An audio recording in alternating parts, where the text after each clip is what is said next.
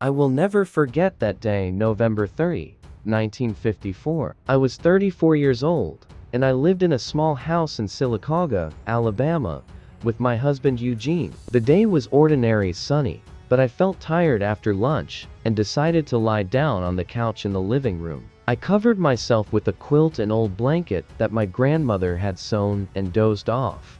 It was quiet around, just the ticking of the clock and the distant barking of the neighbor's dogs. Suddenly, boom! A loud explosion, as if the sky had collapsed. I jumped up, my heart pounding like crazy. Something heavy pierced the roof. I heard the crack of wood and shingles.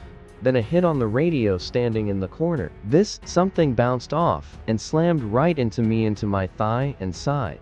The pain was sharp, like a hammer blow, but not enough to lose consciousness. I screamed, grabbed my side, and saw it.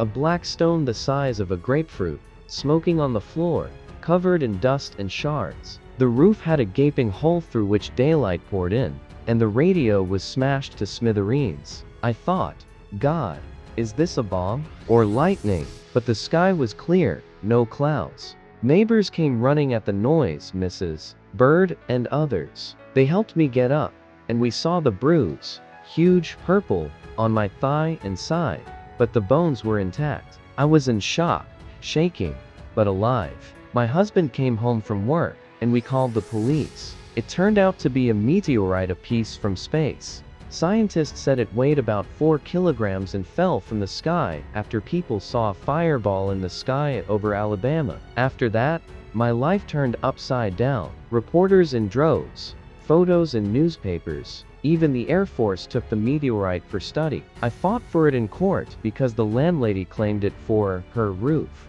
In the end, my husband and I got it back.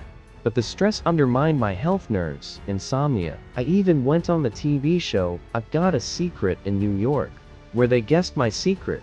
I was hit by a meteorite, but the winnings were modest, and life never went back to normal. Sometimes I think, why me? Out of all the people on Earth, I became the first one hit by a piece of a star. It's a miracle that I survived, but also a curse, an eternal reminder of how fragile our life is under this vast sky.